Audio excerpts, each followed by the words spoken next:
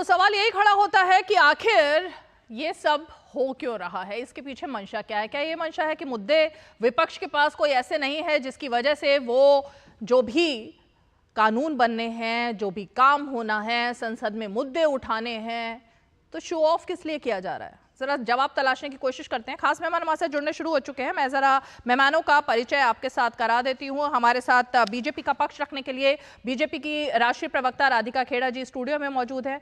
Congress party का पक्ष रखने के लिए हमारे साथ विंग कमांडर रिटायर्ड अनुमाचार्य जी मौजूद हैं और हमारे साथ समाजवादी पार्टी का पक्ष रखने के लिए अखिलेश कटियार जी मौजूद है, प्रवक्ता समाजवादी पार्टी के। आप सभी का स्वागत है। लेकिन अनुमाचार्य जी, मैं आप ही से जरा शुरुआत करना चाहती हूँ। जो आज का मेरा टॉपिक है, हंगामा खड़ा करना ही मकसद। विपक्ष का मकसद क्या है? पहले दिन से अब तक हर मुद्दे पर हंगामा, हर मुद्दे पर हंगामा। तो पॉइंट क्या है बेसिकली? यानी कि शुरुआत क्या मुझे जजमेंटल एक स्टेटमेंट से आप करवा रही है? करिए। खैर, नमस्कार आपको। मैं ये कहना चाहती हूँ कि देश के राष्ट्रपति पद का पूरा सम्मान है और उसी के लिए पूरी जिम्मेदारी से कहूंगी कि देश ने पहली बार एक पार्टी का यानी कि बीजेपी का राष्ट्रपति देखा। ना केवल ये, क्योंकि बार बार हमारे संविधान का पहला प्रियम्बल में क्या लिखा है, हम भारत के लोग, और राष्ट्रपति ने कहा मेरी सरकार, मेरी सरकार, मेरी सरकार। हमारी सरकार भी तो हो सकता था।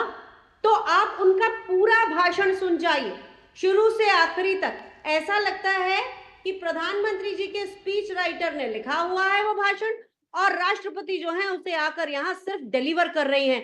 ये राष्ट्रपति के पद की गरिमा का अपमान तो है ही, उन राष्ट्रपति का भी अपमान है जिनका भारतीय जनता पार्टी ने बार बार अपमान किया।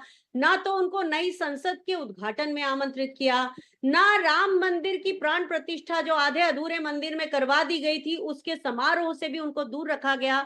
राष्ट्रपति जी के पूरे भाषण में आपको कहीं पर भी जनता के सरोकार नहीं दिखे। सिर्फ वही चीजें जो प्रधानमंत्री के चुनावी भाषण में होती हैं वो चीजें उनके भाषण में दिखी, जिसका कोई अर्थ नहीं है। और राष्ट्रपति से झूठ तक बुलवा दिया गया। कहा हमारी अर्थव्यवस्था 8% की दर से बढ़ रही है। भाई, प्रेस इंफॉर्मेशन ब्यूरो का ही एक आपको 2022-23 का देखना चाहिए, जिसमें प्रेस इंफॉर्मेशन ब्यूरो ने कहा है कि 2022-23 की अर्थव्यवस्था 6.5 तक चलने का अनुमान है। और आज भी आप देख लीजिए कहीं जाकर 8% तो है ही नहीं, पर वो कह गई, उन्होंने कह दिया कि हम तीसरी अर्थव्यवस्था बन गए। ये बताना भूल गई कि हम 190 देशों में 139वें नंबर पर प्रति व्यक्ति आय के बारे में हैं। इतनी सारी दुर्घटनाएं हो रही हैं, उसका कौन जिम्मेदारी लेगा? महंगाई चली जा रही है, महंगाई इतनी बढ़ गई है, उसकी कौन बात करेगा? मणिपुर के बारे में भी कोई बात नहीं की उन्होंने। राष्ट्रपति ने कहा नॉर्थ ईस्ट में हम अच्छा कर रहे हैं, शांति स्थापित कर रहे हैं। किस लिहाज शांति की बात कर रही हैं वो? और दुखद है ये, क्योंकि सेनाओं का सर्वोच्च कमांडर होता है महामहिम राष्ट्रपति, निडर होता है महामहिम राष्ट्रपति, लेकिन आज जो भाषण में उनकी भाषा देखी, वो भाषा उनकी नहीं है, वो भाषा उनकी नहीं थी, बिल्कुल साफ दिख गया। अनुमा जी, 2009 श्रीमती प्रतिभा देवी सिंह पाटिल जी का संसद में अभिभाषण 4 जून 2009 को, मेरी सरकार को मिले इस भारी जनादेश को वो अपनी समावेशी नीति की पुष्टि के रूप में देखती हैं। मेरी सरकार पिछले 5 वर्षों में विकास दर को काफी तेजी से बढ़ाकर 8.5% रिकॉर्ड 5 साल के औसत पर लाने में सफल रही। मेरी सरकार ने गरीबी रेखा से नीचे और 65 वर्ष से अधिक आयु के सभी लोगों को जो भी किया। मेरी सरकार ने ग्रामीण अवसंरचना के लिए समयबद्ध व्यावसायिक योजना के रूप में 5 वर्ष पहले भारत निर्माण की शुरुआत की। मेरी सरकार पर आपकी आपत्ति थी, तो ये जो मैं उनका 2009 का, उससे पहले का और उससे पहले के भी राष्ट्रपति जी का मेरी सरकार, प्रणब मुखर्जी जी जो अब नहीं है, मेरी सरकार 12वीं पंचवर्षीय योजना के दौरान वर्षा आधारित और बंजर क्षेत्रों के विकास पर जोर देती रही 21 फरवरी 2013। तो ये मेरी सरकार, तो मेरे ख्याल से आपको इस पर आपत्ति नहीं होनी चाहिए थी। मैं यही लाना चाह रही थी, मेरी सरकार पर आपत्ति नहीं होनी चाहिए थी। सुनिए, मैं यही लाना चाह रही थी आपको। हाँ, मैं वही आ गई कि ये बात कही जाएगी और फिर इसका मतलब आपने गलत बोला, इसका मतलब आपने गलत पॉइंट उठाया। मेरी सरकार वर्ड नहीं, मेरी बात सुन लीजिए। कहाँ लाना चाह रही हूँ मैं? वो बार बार जो मेरी सरकार कह रही है ना, मैं यही बताना चाहती हूँ कि अगर जो भी काम पहले होता गया है सिर्फ उसकी नकल होती है, लेकिन उस नकल में भी झूठ है। यहाँ महामहिम राष्ट्रपति जी से झूठ बुलवाया गया। झूठ आपने बाद में बोला, पहली आपत्ति आपकी थी कि उनको हमारी सरकार या ये सरकार बोलना चाहिए था। आऊंगी, मेरी शब्द मैं का इस्तेमाल जानती नहीं थी करना कि ये चाहिए बात था, यहाँ आएगी, लेकिन मेरी इसीलिए मैं यहाँ सरकार ला की रही थी परंपरा आपको। किसने शुरू की वो देखिए ना, मैं पुराने बिल्कुल सारे लेकर आई, रिकॉर्ड आ मैं रहे बिल्कुल हैं। लेकर आई। तो मेरा ये शुरुआत से ही कहना है आपने कि जो हमला अगर बोला, यही तो मैं कह रही थी, हंगामा खड़ा करना ये ही कहना मकसद है क्या? मुझे सुनिए रीमा जी, मेरी बात बहुत ध्यान से सुनिए। हाँ, ध्यान यही से सुनाइए। इस देश में हर समय प्रधानमंत्री नेहरू जी की नकल से लेकर फिर हाँ। कांग्रेस की सरकारों ने तो जो आप कहा क्या चाह उसकी रही थी कि नकल से मतलब लेकर बाद आपकी में सरकार के इमरजेंसी की समय जो बात करके राष्ट्रपति उसकी रहे, नकल कर रहे सुनिए हैं। ना, तो सुनिए, विंग कमांडर रिटायर्ड अनुमाचार्य जी, सुनिए ना एक मिनट। आपकी सरकार के समय जो राष्ट्रपति जी रहे वो मेरी सरकार कहे तो ठीक, और अब अगर राष्ट्रपति मेरी सरकार बोले तो वो नकल कर रहे हैं, आप ये बोल रहे हैं। हूँ कि हर चीज पूरी सत्ता नकल से चल रही है, आप ओके। सिर्फ नकल करते हैं। ठीक है, आपका राधिका आपको खेड़ा जी को कुछ फ्रेम में नहीं लेकर है। आइए। पूरी शुरुआत से ठीक लेकर है। आखिरी तक, चाहे राधिका खेड़ा प्रधानमंत्री जी, नेहरू जी उनका की कहना नकल हो, है चाहे इंदिरा जी कि की सब नकल कुछ हो, नकल हो हर रहा चीज है। नकल से चल रही है। 50 साल से ज्यादा जो कांग्रेस पार्टी और उनके उसके बाद उनकी गठबंधन की सरकार सत्ता में रही, आप लोग जब से 10 साल से आए हैं, 10 साल से आप सिर्फ नकल ही नकल कर रहे हैं और राष्ट्रपति से भी नकल करवा रहे हैं। देखिए अनुमा जी को पता होना चाहिए कि हम नकल नहीं कर रहे। मैडम, हम नकल कर रहे होते तो इंदिरा गांधी जी की तरह हम इमरजेंसी लगा देते, लेकिन हम संविधान के रक्षक हैं, इसीलिए बार बार देश हमें चुनता है और आपको नकारता है, क्योंकि उनको याद आता है कि किस तरीके से जो आज संविधान की कॉपी लहरा रहे हैं पार्लियामेंट में, उसी संविधान को धज्जियां इसी कांग्रेस आई की सबसे शीर्ष नेता जिसने कांग्रेस आई बनाई, राहुल गांधी जी की दादी इंदिरा गांधी जी ने इसी संविधान की धज्जियां उड़ाई थी, क्योंकि ये वो कांग्रेस तो है नहीं जो महात्मा गांधी जी की कांग्रेस थी, वो कांग्रेस से तो अलग हो गई थी। इंदिरा जी ने अपनी कांग्रेस बनाई थी और उसी कांग्रेस पार्टी ने आगे जाके इमरजेंसी भी लगाई। तो ये, और रही बात कि प्रेसिडेंट, देखिए आप उसमें रह चुकी हैं एयरफोर्स में, तो आपको पता होना चाहिए कि प्रेसिडेंट कौन है और प्रेसिडेंट कैसे एड्रेस करते हैं। अगर ये कोई आम प्रवक्ता कांग्रेस पार्टी का ऐसी बात कर रहा होता तो मैं समझ सकती थी कि उसको ज्ञान नहीं है, पर आप खुद एयरफोर्स में रह चुकी हैं और आप जानती हैं कि प्रेसिडेंट कौन होता है, उनका क्या महत्व होता है और वो कैसे बोलती है। मैं आपके बीच में नहीं बोली थी, तो सुनने की क्षमता रखिए। आई एम श्योर इतनी आप डिसिप्लिन्ड हैं। आते हैं वापस इसके ऊपर। आपने कई सारे हमले बोले, आप अगर करने दीजिए, फिर आ रहे हैं। आपको शर्म आनी चाहिए कि देश के फर्स्ट सिटीजन के खिलाफ आप लोग इस तरीके का बिहेवियर कर रहे हैं। जब देश की राष्ट्रपति संसद में बोल रही हैं तो जिम्मेदार विपक्ष को सुनना चाहिए, ना कि हंगामा करना चाहिए। और हंगामा वो लोग करते हैं ना जो कहते हैं ना खाली बर्तन सबसे ज्यादा शोर मचाते हैं, वही हाल विपक्ष का हो चुका है। लगातार निराश हो चुके हैं ये, क्योंकि लगातार इनको सिर्फ निराशा मिल रही है और ये पता नहीं किस बात की इसको अपनी वो विक्ट्री मांगते हैं बार बार कि हम जीत गए। क्या जीते हैं? आप लोगों को 10 साल लग गए महज 50 सीटें बढ़ाने में। जनता आपको नकार रही है इन्हीं हरकतों की वजह से, क्योंकि आप संविधान के साथ ही मजाक करते हैं। आपको जो रिस्पॉन्सिबिलिटी मिलती है उसके साथ मजाक करते हैं। क्यों भाषण नहीं सुन सके? और मुझे बताएं, एक भी प्रेसिडेंट बता दीजिए जो ऐसे एड्रेस नहीं करता कि मेरी सरकार, क्योंकि ये उन्हीं की सरकार है, वो फर्स्ट सिटीजन है, वो सबसे इंपॉर्टेंट व्यक्ति है, ये उन्हीं की सरकार है, तो वो क्या कहेंगे कि आपकी सरकार? कैसे आप बच्चों वाली बातें करती है? थोड़ी मैच्योर डिबेट होनी चाहिए, इतना बेसिक पता होना चाहिए। इसलिए आप लोगों को लोकसभा में जगह नहीं मिलती है, इसलिए संसद आप लोगों को अपने से दूर रखता है। देश की जनता समझती है कि आप लोग बचकानी बातें करते हैं और आप लोगों के हाथों में देश कैसे दे रहे। ठीक है अनुमा जी, जल्दी से रिप्लाई करिए, फिर मैं अखिलेश जी का रुख करूंगी।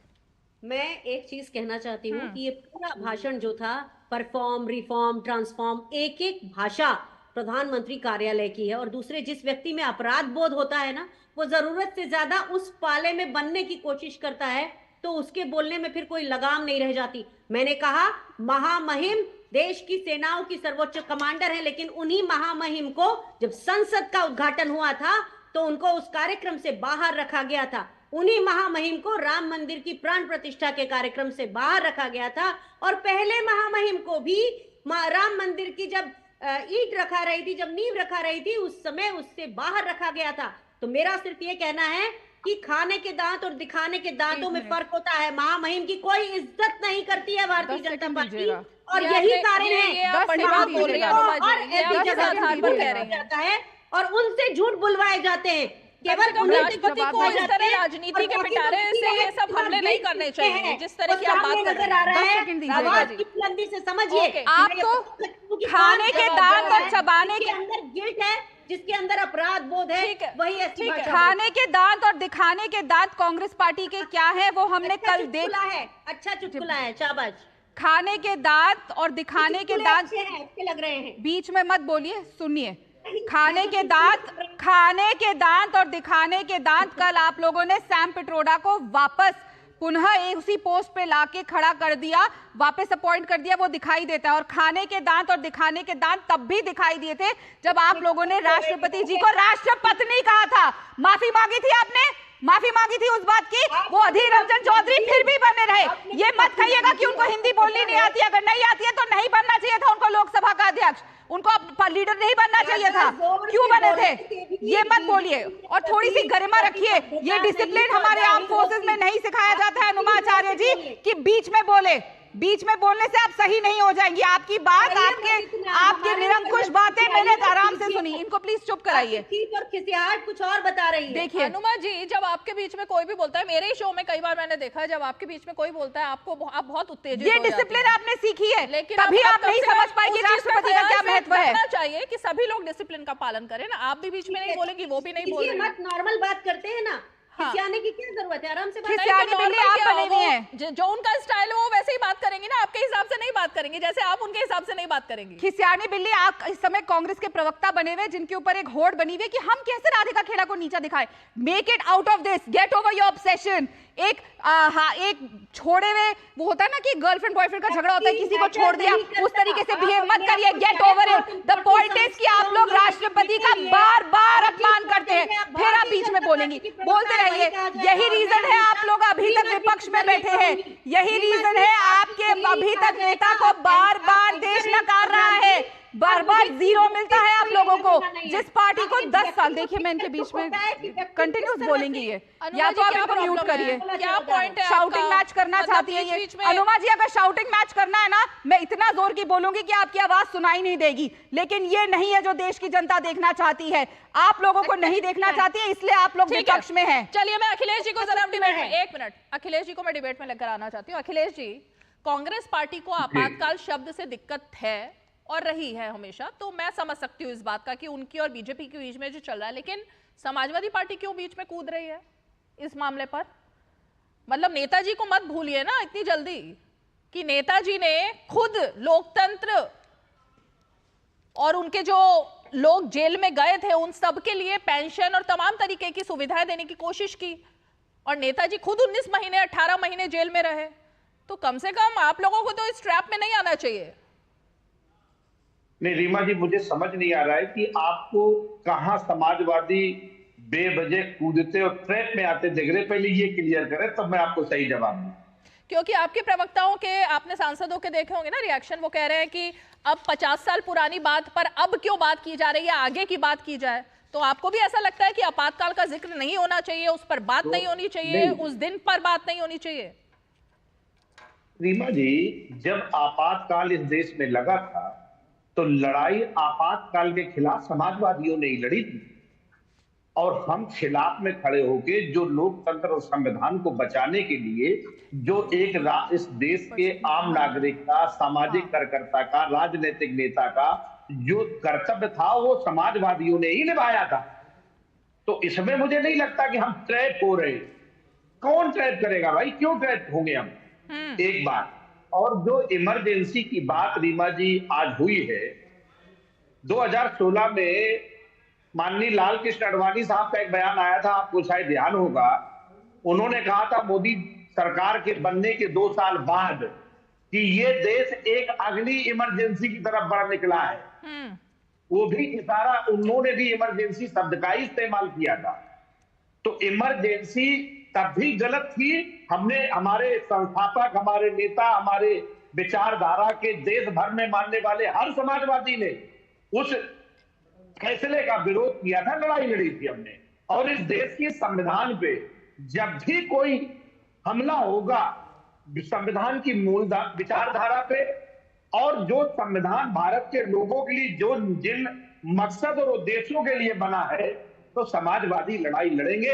हमने कांग्रेस से भी लड़ाई लड़ी थी, और इस देश में जब किसानों का आंदोलन चल रहा था, इस देश में नौजवानों ने आंदोलन बेरोजगारी के खिलाफ चलाए, इस देश में किसानों की आय कम हुई, और जो इस देश में पूंजीपतियों की सरकार, जो मोदी जी की सरकार चल रही है, जहां आम आदमी के हितों को दरकिनार करके अखिलेश जी, इस सब के बीच में आप बहुत इंपॉर्टेंट पॉइंट्स रख रहे हैं, आप बहुत इंपॉर्टेंट पॉइंट्स रख रहे हैं, लेकिन इन सब के बीच में सिंगुल फिर कहां से बीच में आ जाता है, जिस पर बात हो चुकी है। जब नई संसद का उद्घाटन हुआ उस वक्त इस पर सबने, उस वक्त ट्विटर था तो ट्विटर पर लोगों ने डाला, अखिलेश यादव का वो ट्वीट भी सबको पता है उन्होंने क्या किया था। अब कहां से आज वो चिट्ठी लिखने की फिर बात आ जाती है, फिर उस पर भी हंगामा करना होता है, क्यों? रीमा जी, हाँ। आपको क्या लगता है कि संसद के अंदर आप गुलाम बिठा रही हो? अरे जिसकी अपनी आजादी है, जिसका अपना विचार है, जिसकी अपनी मान्यता है, हम समाजवादी लोग हैं, आप हमें यूनिफॉर्म में पहना के नहीं घुमा सकते। मेरे नेता ने बयान दिया है कि जब आप ये जो प्रधानमंत्री जी का भाषण था उस पर जो राय हमारे नेता दे चुके, हम उस पर डिबेट में नहीं जाना चाहते, लेकिन हम समाजवादी लोग हैं, हम कहने और सहने की मर्यादा को पूरी सम्मान देते हैं और हमारे दल में अभिव्यक्ति की आजादी है, इसलिए वो डिबेट का विषय हमारा नहीं है। उसमें हमने, हमारे नेता ने जो अपनी राय दे दी वो हमारे पार्टी की राय है। आज राष्ट्रपति के अभिभाषण पे हम बात कर रहे हैं, इमरजेंसी पे बात कर रहे हैं, उन मुद्दों पे बात करिए, उन पे जो सवाल है हम आपसे बात करेंगे। ओके, तो ये जो आपके सांसद ने लिखा वो पर्सनल लेवल पर, ये उनकी अपनी निजी राय है सिंगुल को लेकर? ये राय है उनकी और उस पे मेरे नेता उस पे विचार अपना दे चुके कि अगर उस राजतंत्र का जो मामला था उसमें राय हमारे माननीय अध्यक्ष जी ने अपनी व्यक्त कर दी है, वही मेरी पार्टी की राय है। उन्होंने तो तब कहा था कि सत्ता परिवर्तन जल्दी ही इस चुनाव के बाद होने वाला है और उसके बाद हम एक तरीके से संसद को ही बदल देंगे, इस तरीके की बयान आए थे। तो वो तो सब हुआ नहीं ना, फिर उस बयान का कोई मतलब ही नहीं निकलता। और आगे हो जाएगा, अगर आज नहीं हुआ है तो कौन सी आगे मतलब 5 साल बाद ना, फिर जब अवसर जनता जनार्दन जब हमें जिम्मेदारी जिस रोल के लिए देगी वो रोल हम निभाएंगे। राज्य सत्ता जो है कोई भूख के लिए नहीं, जीवन में विलासता के लिए नहीं, अपने लोगों को पालने पोसने के लिए नहीं। हम खुद मानते हैं कि ये खद्दर समाजवादी विचारधारा को जमीन पर उतारने के लिए हमने पहना है। आज हमें अपोजिशन में बिठाया है, हम उसके मुद्दे उठाएंगे, उनकी आवाज बनेंगे, बेरोजगारी की बात करेंगे, शिक्षा की बात करेंगे। जो गांव में एजुकेशन जर्जर हो गई है, खत्म हो गई है, स्कूलों में मास्टर टीचर अध्यापक नहीं है, हम उसकी बात करेंगे। 23 रुपए प्रतिदिन में किसान बदहाल है, दुनिया में सबसे ज्यादा किसान भारत में आत्महत्या कर रहे, उनकी लड़ाई लड़ेंगे। तो मतलब कहने अच्छा, क्रक्स ऑफ द मैटर ये है अखिलेश जी कि राष्ट्रपति के आज के अभिभाषण से आपको कोई दिक्कत नहीं है, किसी पॉइंट से आपको कोई दिक्कत नहीं है। वो कांग्रेस पार्टी ने दिक्कत जो जाहिर की उससे आप अलग हैं, आप ये कह रहे हैं ना, आप उसके साथ है पूरी तरीके से। जी, हम ये मानते हैं कि महामहिम जी ने जो भाषण दिए, बेहतर होता कि उसमें बेरोजगारी की भी बात रीमा जी को थी, बेहतर होता कि किसानों की बदहाली की भी बात होती, नए भारत में ग्रामीण व्यवस्था में शिक्षा कैसे बेहतर होगी उसका एक रोड मैप भी होता। ओके, राधिका जी जवाब देंगे। राधिका जी ठीक है, जवाब मुद्दों पे भी बात। ओके राधिका जी। देखिए, इंडिया अलायंस के अंदर कितने अलग अलग पक्ष हैं ये तो अब सामने आने शुरू हो रहा है, दरारें भी बहुत जल्द सामने आनी शुरू होंगी। अगर आपको ये बातें थी, बहुत अच्छे तरीके से उन्होंने बोला सपा के प्रवक्ता ने कि ये भी होना चाहिए था। अरे हर जना चाहता है कि इस बारे में भी चर्चा हो, इस बारे में भी चर्चा हो। हम भी चाहते हैं कि इंडिया अलायंस ये भी बताए कि एक सांसद जो यहाँ बैठी हुई है, जो इनको तकलीफ हो रही है कांग्रेस पार्टी को, कि हमने इमरजेंसी के बारे में राष्ट्रपति जी ने उसमें चर्चा करी। अरे इमरजेंसी की प्रतीक मीसा भारती जी तो वहीं संसद में बैठी हुई है, सांसद चुनी जा चुकी है, उनका नाम ही मीसा क्यों रखा था लालू प्रसाद यादव जी ने? तो इमरजेंसी को लेके क्या इनके साथियों के विचार है, वो तो मतलब जीता जागता हमेशा रहेगा कि मीसा नाम रखा है और क्या सोच है रजत की। और इनके अलायंस पार्टनर है तो इनके अलायंस पार्टनर और ये साथ ही किसी मत पे नहीं हो पा रहे हैं। तो आपको विपक्ष को जिम्मेदार तरीके से बात करनी चाहिए। सपा के प्रवक्ता ने कहा कि ये चीज भी होनी चाहिए थी, बिल्कुल, अगर आपको लगा है कुछ होना चाहिए था, पर उसको भी एक तरीका होता है कहने का। अगर आप आके कह देंगे कि सेंगोर एक राजा का डंडा है, मतलब कमाल की बात है, हमारी स्वतंत्रता का प्रतीक है, हमारी लोकतंत्र का प्रतीक है, उसके कितने सम्मान से मोदी जी ने उसको वहाँ पे लगवाया हमारे संसद भवन में। आपने तो उसको सिर्फ म्यूजियम में रख दिया था। आपको हमारी कांग्रेस पार्टी को हमारे देश की जितनी धरोहर है, हमारे देश की जितनी संस्कृति है, उनको बस म्यूजियम में रखना है अपनी प्राइवेट प्रॉपर्टी बना के, ताकि देश की जनता को देखने को ना मिले। उनको क्या तकलीफ है अगर हमारे लोकतंत्र के प्रतीक को सारी दुनिया देखती है, वो संसद में लगा हुआ है अगर? क्यों इसलिए तकलीफ है? क्योंकि उनको हमारे देश के लोकतंत्र से ही तकलीफ है। जो लोग इमरजेंसी लगा चुके हैं। और आप देखिए इनके नेता भूपेश बघेल जी हो या और भी इनके प्रवक्ता हो, सारे टाइम क्या बयान आ रहे हैं, ये जस्टिफाई कर रहे हैं कि इमरजेंसी तो जी हमारे कॉन्स्टिट्यूशन में लिखा हुआ है, लगाई जा सकती है। और हम ये कैसे भूल जाए, राजीव गांधी जी ने स्वयं उसको जस्टिफाई किया था कि वो हमारे कॉन्स्टिट्यूशन में है, इससे मजबूत होती है सरकारें, और क्या क्या कहा था। अभी बघेल जी ने तो अभी कल परसों कहा है। तो राहुल गांधी जी अलग बात बोलते हैं, वो लहराते रहते हैं संविधान, इनके नेता अलग बात बोलते हैं, इनके खुद की पार्टी के अंदर एक मत नहीं बनता। अब आती है बात कि अगर समाजवादी पार्टी के प्रवक्ता कह रहे हैं कि ये उनका मत नहीं है सेंगोल को लेके, तो उनको तुरंत कार्रवाई करनी चाहिए अपने एमपी के खिलाफ और एक लेटर निकालना चाहिए कि हम इससे ये इनकी निजी राय है और हम इन पे कार्रवाई करते हैं। पर कार्रवाई कर भी लेंगे तो फिर शायद कांग्रेस जैसा हो जाएगा कि कार्रवाई कर दी उस आदमी के ऊपर दिखाने को जिसको दक्षिण भारतीयों के अंदर अफ्रीकी दिखते थे, वेस्टर्न इंडिया के अंदर अरबी दिखते थे, नॉर्थ ईस्ट के लोगों के अंदर चीनी दिखते थे, नॉर्थ के लोगों के अंदर अंग्रेज दिखते थे, उसको आपने वापस रीइंस्टेट कर दिया। ठीक है, देशद्रोही लोग आज वापस पार्टी के अंदर है, कांग्रेस पार्टी के अंदर। तो पहले अपना घर संभालिए। बाप सिर्फ और सिर्फ देश के अंदर अराजकता फैलाना चाहते हैं उन तत्वों के साथ, क्योंकि देखिए ना इनकी पार्टी के अगर ऑफिस बेरर्स ही ऐसे और उन लोगों को वापस ऐसे पद दिए जाएंगे, ठीक है, है, तो ये साफ है कि अराजकता फैलाना चाहते हैं। ओके अनुमा जी आपके पास आ रही हूँ, लेकिन एक क्विक रिएक्शन अखिलेश जी, एक ब्रेक लेना है, उसके बाद अनुमा जी के पास। हाँ, मैं चाहता हूँ कि राधिका खेड़ा जी आउटसोर्सिंग एक कंपनी खोल ले। विपक्ष को क्या करना चाहिए, सहयोगियों को क्या करना चाहिए, इन्हें ये नहीं पता है कि सरकार को क्या करना चाहिए। आप दूसरों को आचरण सिखाती रहे बैठ के यहाँ पे। अरे ये कोई यूनिफॉर्म की नौकरी है कि सब एक तरीके से चलेंगे साथ में? सरकार के कार्यकलाप में आपको कुछ हो नहीं सकता। और दूसरी बात, संगोल पे थोड़ा अध्ययन ठीक से कर ले।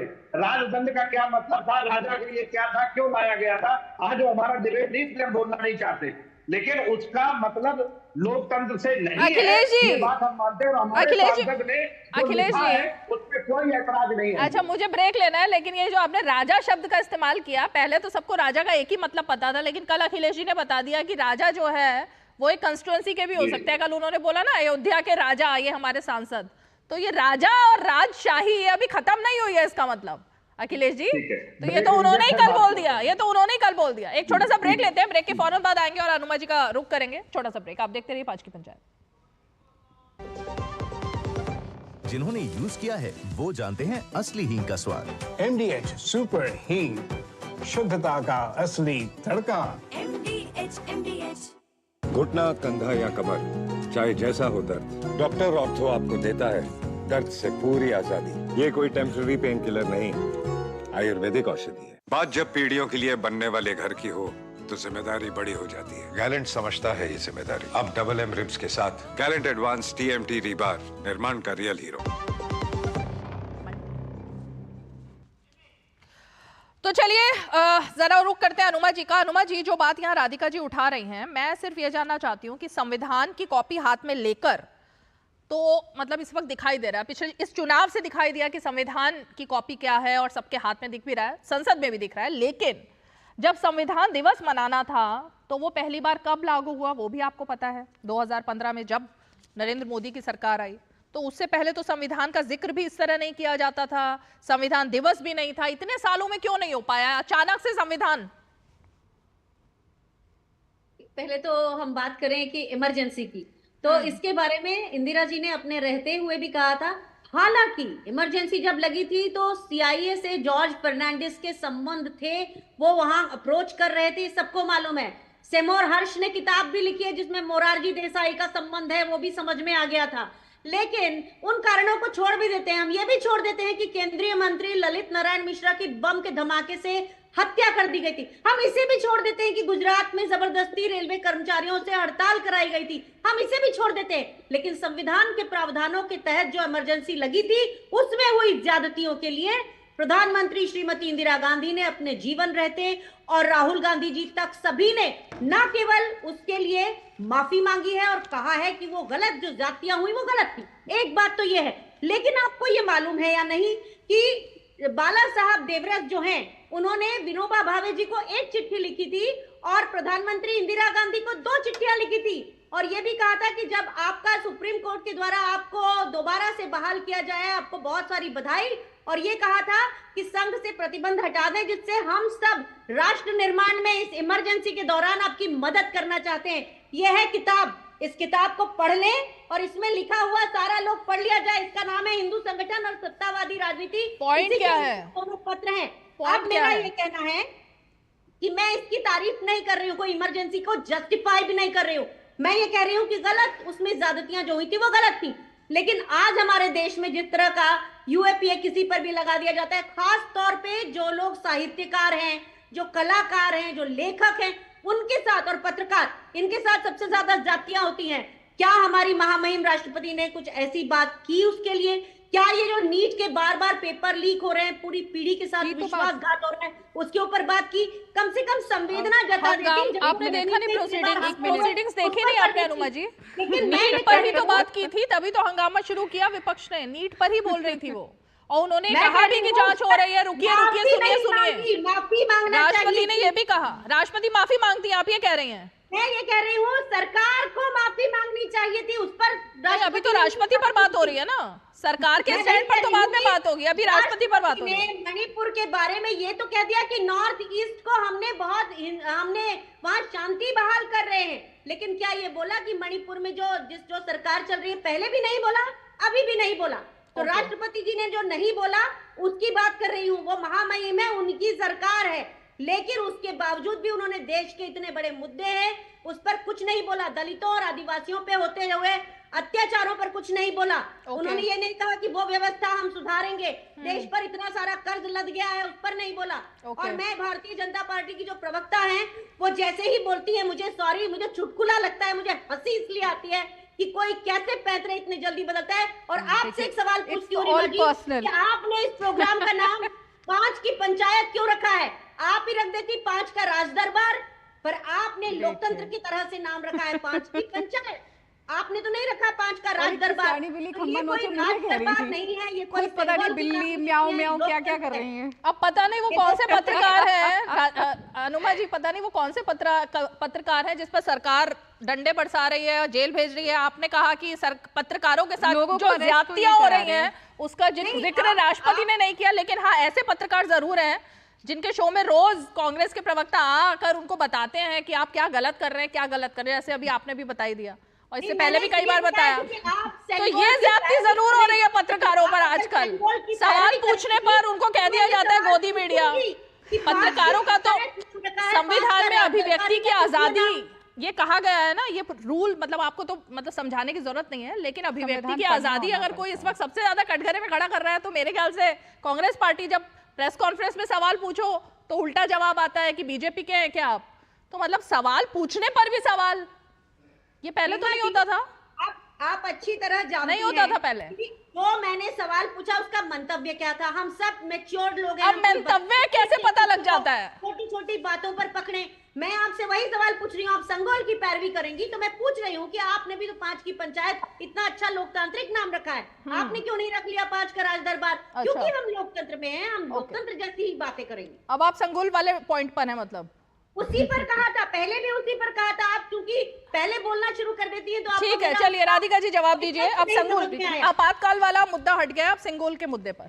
देखिए मुझे ना बहुत तरस आता है कांग्रेस के प्रवक्ताओं पर, कांग्रेस के नेताओं पर, क्योंकि इनकी पूरी राजनीति सिर्फ अच्छा जैसे ही आप बोलना शुरू करती हैं वो हंसने लग जाती हैं। हंसने दीजिए, कोई मेरी वजह से हंस रहा है, इसको भी मैं पुण्य का बात मानती हूँ। कम से कम मेरी वजह से किसी की आंखों में आंसू तो नहीं आ रहे, जिस तरीके से इनकी वजह से देश को बार बार खून के आंसू रोने पड़ा था, चाहे वो जब इमरजेंसी लगाई थी या उसके बाद खून के आंसू रोए थे देश ने, इसीलिए अभी उनको दोबारा सरकार नहीं मिल रही। हंसने दीजिए, ये तो पुण्य होता है, कोई आपकी वजह से हंस रहा है, इससे ज्यादा अच्छी बात क्या हो सकती है। लेकिन जो विपक्ष है वो विपक्ष में इसीलिए है क्योंकि इनकी सारी राजनीति लोगों के ऊपर पर्सनल अटैक करने की वजह से। अरे जिन्होंने देश के प्रधानमंत्री को नहीं छोड़ा वो आपको और मुझे क्या छोड़ेंगे?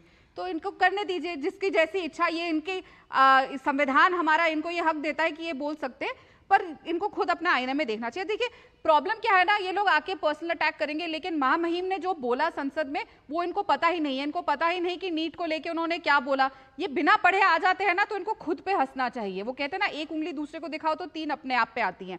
महामहिम ने ये बात का भी जिक्र किया कि किस तरीके से 26 नवंबर को संविधान दिवस मनाया जाता है, और ये बहुत महत्वपूर्ण है क्योंकि इसलिए मनाया जाता है क्योंकि आप देखिए ना कि 370 हटने के बाद पहली बार जम्मू कश्मीर में पूर्ण तरीके से संविधान लागू हुआ, पूरे देश में संविधान लागू हो रहा है, तो संविधान दिवस भी तभी मनाया जाएगा। इन लोगों की वजह से तो संविधान पूरे देश में लागू हुआ ही नहीं था, तो ये भी बहुत जरूरी है। और उसी 370 हटने के बाद राहुल गांधी जी वहां जाके स्कीइंग करके आए हैं। जो वैसे जाते थे यूरोपियन देशों में स्कीइंग करने, अब वो जम्मू कश्मीर में स्कीइंग कर रहे थे। तो देखिए 370 हटाने के बाद क्या जम्मू कश्मीर हो गया, किस तरीके से 81,000 करोड़ की इन्वेस्टमेंट्स वहां पे आ रही हैं और किस तरीके से आगे जम्मू कश्मीर बढ़ रहा है। इनको जाहिर सी बात है तकलीफ होनी है। और ये बात कर रहे हैं दलितों की, बहुत अच्छी बात आपने उठाई दलितों की। मैं आपको एक हाल ही का एग्जाम्पल देती हूँ, ज्यादा दूर नहीं जाऊंगी, 2 दिन पहले का।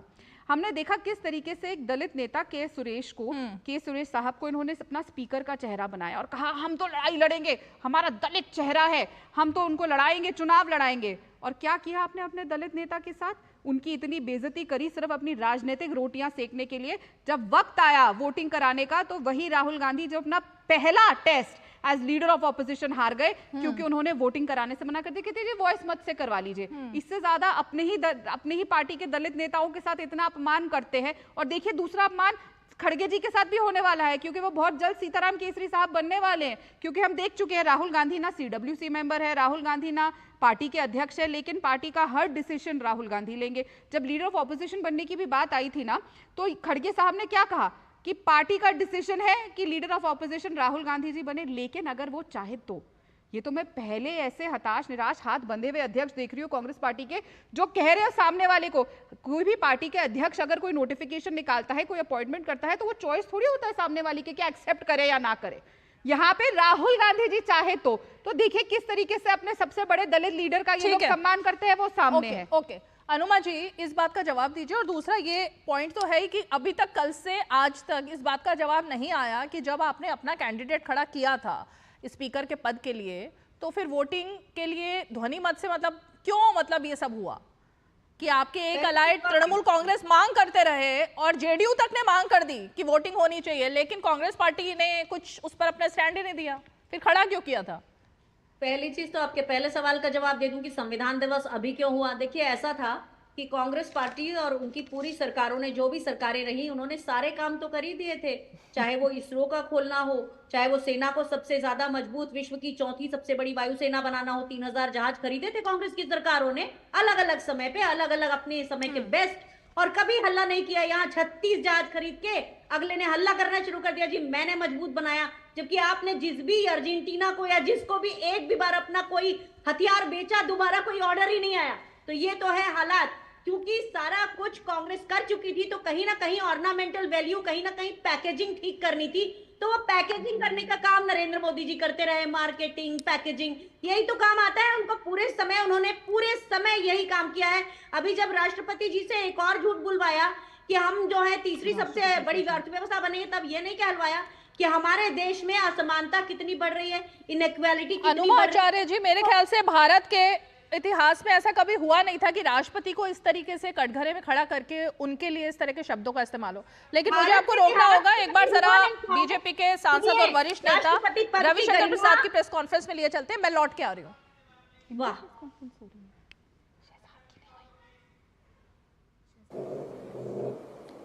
आज देश को बताना जरूरी है कि इमरजेंसी क्यों लगाई गई।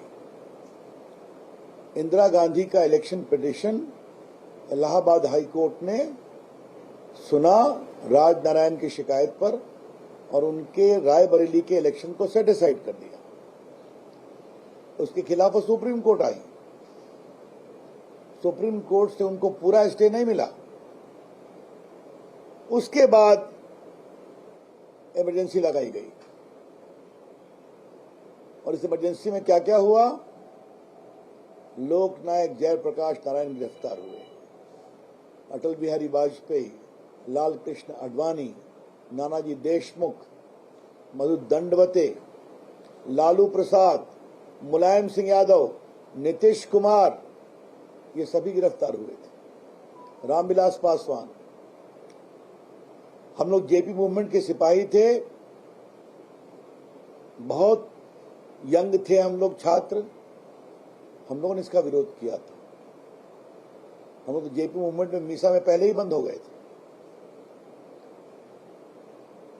कुलदीप नैयर ऐसे वरिष्ठ संपादकों को गिरफ्तार किया गया था मीसा में। प्रेस पर सेंसरशिप लगाई गई थी। इंडियन एक्सप्रेस का पब्लिकेशन बंद कर दिया गया था। आप सरकार के खिलाफ एक शब्द नहीं कह सकते, लिख सकते।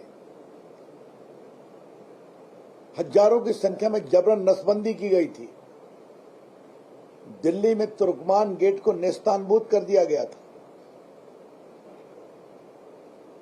सुप्रीम कोर्ट और हाई कोर्ट के जजेस को सुपरसीड किया गया था। मनमाफिक फैसले नहीं दिए थे। और एक जस्टिस HR खन्ना, जिन्होंने ADM जबलपुर केस में यह कहा कि इमरजेंसी के बावजूद लोगों के मौलिक अधिकार निरस्त नहीं होंगे, उनको 1 महीने के लिए भी भारत का मुख्य न्यायाधीश नहीं बनने दिया गया। राष्ट्रीय स्वयंसेवक संघ के स्वयंसेवकों के जेल में नाखून नोचे गए थे, यातनाएं दी गई थी, बहुत लोग मरे। और आलम यह था कि किशोर कुमार ने यूथ कांग्रेस के कार्यक्रम में गाने से इनकार कर दिया, विविध भारती पर उनके गाने बंद हो गए थे। ये थी इमरजेंसी, काला अध्याय। कांग्रेस ने आज तक माफी नहीं मांगा। कल भी जो लोग मरे, उनकी याद में जब 2 मिनट का मौन रखा गया, तब भी ये परेशान थे। आज मैं DMK के लोगों को बताना चाहूंगा, उनकी सरकार को, श्री करुणानिधि के मुख्यमंत्री थे, उनकी सरकार को जबरन इमरजेंसी में इंदिरा गांधी ने डिसमिस किया था। तो श्रीमान अखिलेश यादव, स्टालिन, कनिमोई, ये सभी इस बात का ध्यान रखें। और तेजस्वी जी इस बात का ध्यान रखें कि उनके पिताजी जेल में बंद थे। ये कौन सी बात करते हैं? 50 साल हो गए, तो क्या उस काले अध्याय पर पीड़ा व्यक्त करना भी पाप है क्या?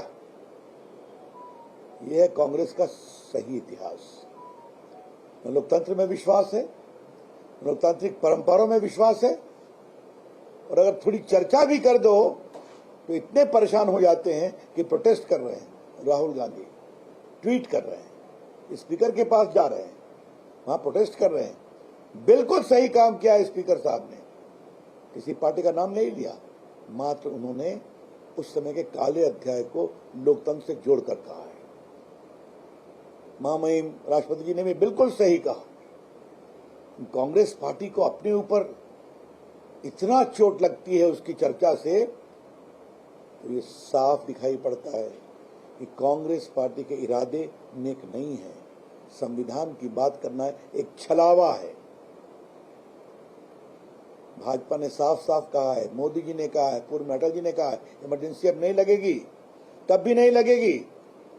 लोगों के नागरिक अधिकार का हनन नहीं होगा।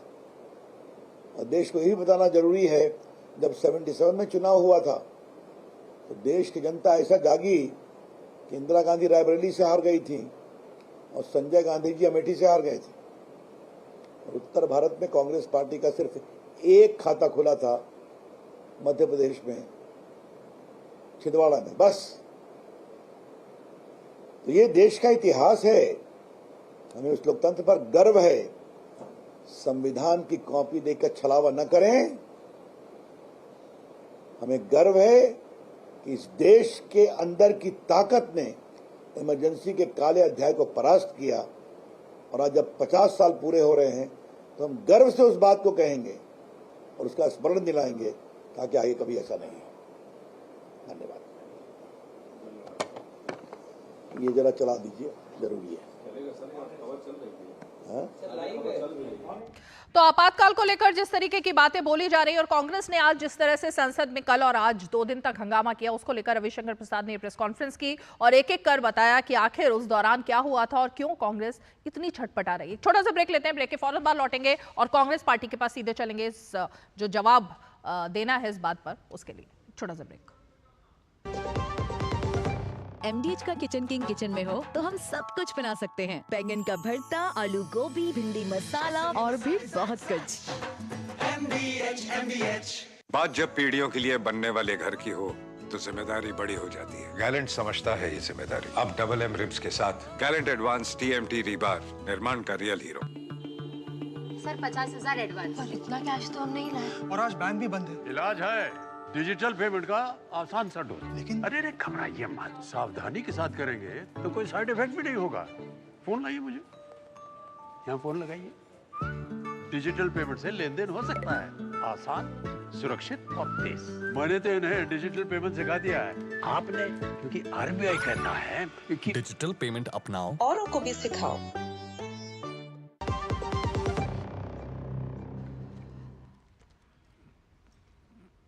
तो DD न्यूज पर आप देख रहे हैं आज की पंचायत। सीधे अनुमा जी के पास में आना चाहूंगी। अनुमा जी, ब्रेक पर जाने से पहले आपने जो बात कही और इस वक्त जो रविशंकर प्रसाद जी ने कही प्रेस कॉन्फ्रेंस में बातें, वो तो आपने सुनी ली होंगी।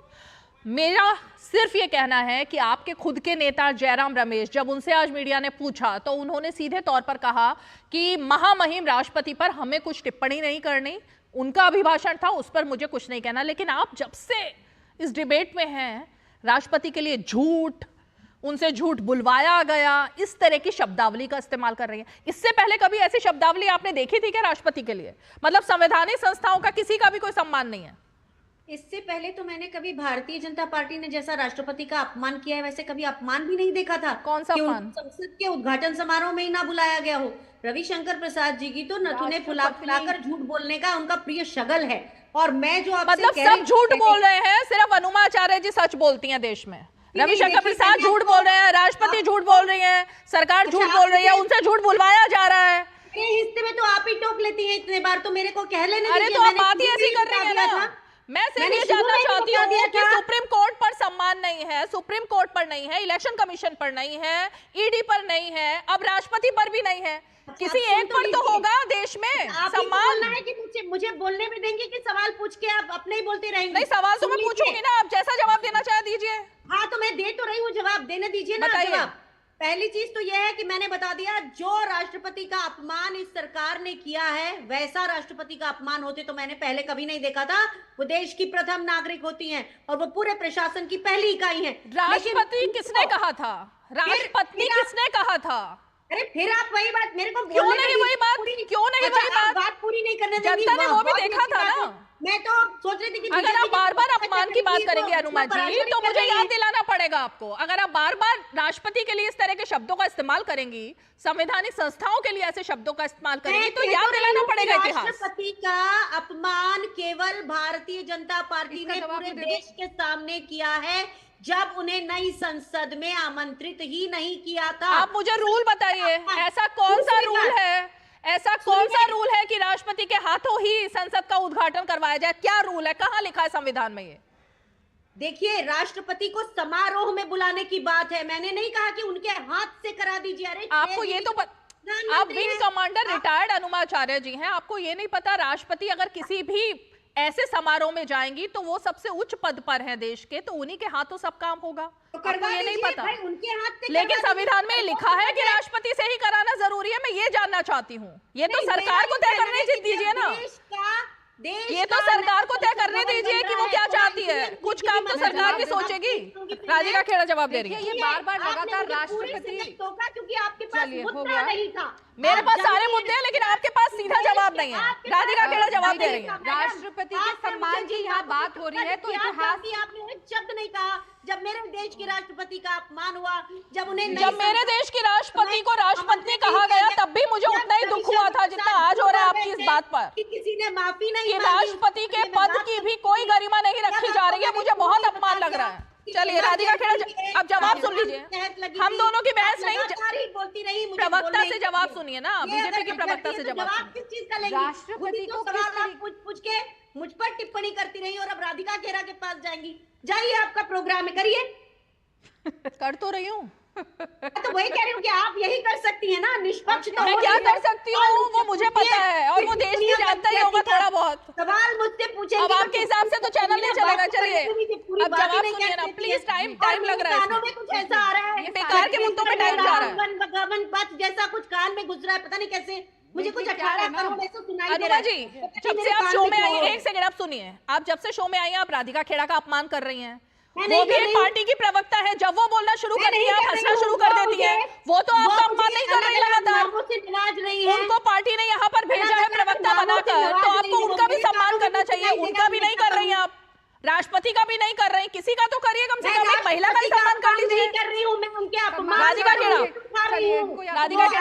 सही वो से। भारतीय जनता पार्टी की क्या है सरकार ना? करती है, उस अपमान पर उंगली उठा रहे हो।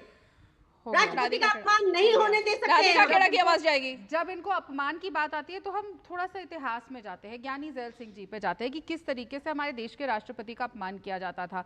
उनको महिमा मंडल के लिए इतना फोर्स कर दिया था संजय गांधी साहब ने, इंदिरा गांधी जी ने, कि वो सारे प्रोटोकॉल तोड़ के साउथ कोर्ट पे उनको बुलाया जाता था, आप आके रिसीव करिए इंदिरा जी को, उनके गाड़ी का दरवाजा खुलवाया जाता था। कौन सा राष्ट्रपति ऐसा करेगा? वो तो उनको महिमा मंडल करने के लिए मजबूर किया जाता था, इतना मजबूर किया गया कि इमरजेंसी भी अलाउ करी गई और आखिर में उनसे बयान भी दिलाया गया। और बयान में ज्ञानी जैल सिंह जी ने कहा कि मैं I would gladly sweep the ground that Indira Gandhi ji stepped on.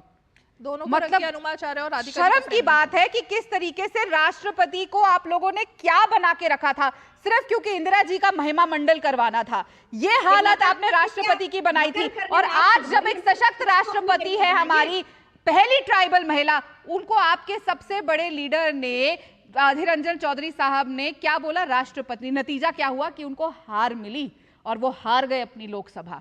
जब आप राष्ट्रपति का इतना अपमान करेंगे, किसी का तो सम्मान करिए, राष्ट्रपति पद का तो सम्मान करिए। संविधान का आपको नफरत करते हैं, राष्ट्रपति पद से, वो हर उस चीज से गांधी परिवार नफरत करता है, कांग्रेस पर नफरत करती है जो उनसे बड़ी हो। कैसे कोई हमसे ज्यादा हो सकता है? लगातार अपमान करने का काम। आप सकारात्मक राजनीति क्यों नहीं करते? अनुमा जी, मेरे ख्याल से ये हंसने की बात नहीं है, क्योंकि इतना गंभीर आरोप लगा है और ज्ञानी जैल सिंह के बारे में, पूर्व राष्ट्रपति के बारे में उनको कठपुतली बनाया था, नहीं बनाया था, ये बात तथ्यों के आधार पर रखिए, ये हंसने की बात नहीं है। होते देखा है, उसकी बात करें। हर समय पीछे जाके खोदने लग जाते हैं। अगर चलो हम कहते हैं इतिहास क्या भूल जाए? देश का भविष्य इतिहास की नींव पे ही बनता है। राष्ट्रपति का अपमान करने में भी दोहरी वो करना चाहते हैं क्या? हमसे काबिलियत दिखाना चाहते हैं कि हम ज्यादा काबिल, हम ज्यादा अपमान करेंगे। आप क्या बोल रही हैं? राष्ट्रपति का अपमान करेंगे। आप एक्सेप्ट कर रही हैं आपने अपमान किया था, इसका मतलब आप लोग कर रहे हो। आप कह रही हैं इसमें भी कंपटीशन की हमसे ज्यादा अपमान करेंगे, मतलब आपने अपमान किया और करते रहे। उन्होंने और बीजेपी से उम्मीद है कि वो ना करे। बोलने का मौका नहीं मिला। वो जानती है सेना हमारी किस तरह से कमजोर हुई है। अनुमा जी, आप आज कुछ भी बोल रही हैं, आज आप कुछ भी बोल रही हैं अनुमा जी। बोल रही हूँ। मुझे दिक्कत ये है कि जब मैं बोलती हूँ, आप बार-बार मेरे आज आप कुछ भी बोल रही हैं, आप खुद सुनिएगा। शौक खत्म होने के बाद एक बार खुद सुनिएगा कि आपने आज क्या बवंडर किया है। कि आप लोग अपमान पर कुछ नहीं बोलते राष्ट्रपति के, तो आप मुझे अपमान पर ही बात हो रही है कि ज्ञानी जैल सिंह जी का किसने अपमान किया और किसने उनको कठपुतली बनाया, वही तो सवाल पूछा है आपकी प्रोग्राम में। जब लेकिन आप नॉन स्टॉप बोल रही है क्योंकि आपके पास जवाब नहीं है और आपको सुनना नहीं है। एक छोटा सा ब्रेक लेते हैं, ब्रेक के फौरन बाद लौटेंगे। कितना चिल्लाती है भैया। जीरा से प्यास बुझाए, डाइजेशन के लिए मस्त, शरीर में नमक पानी का बैलेंस बनाए।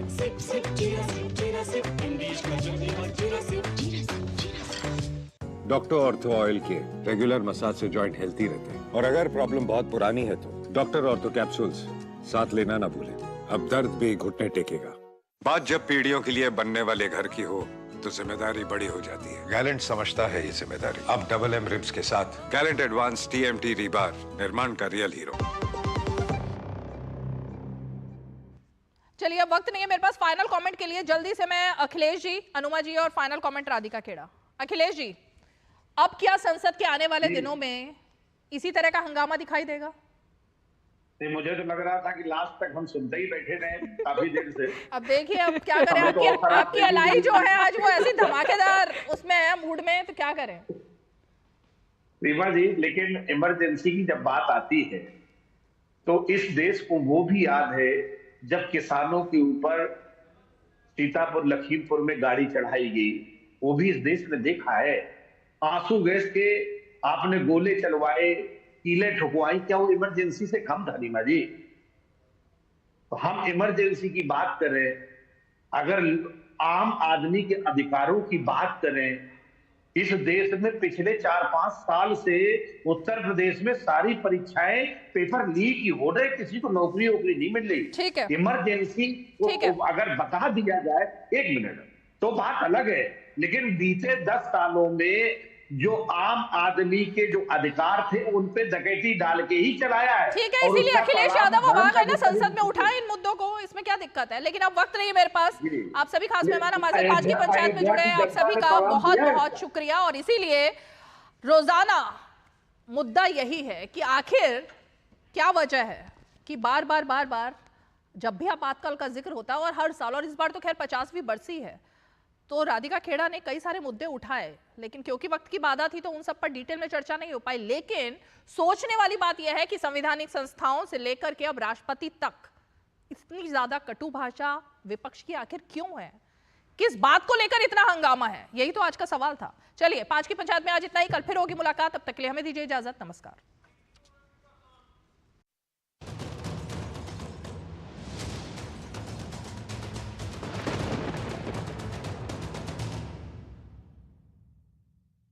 पांच की पंचायत के प्रायोजक थे MDH, बढ़िया है, शुद्ध है।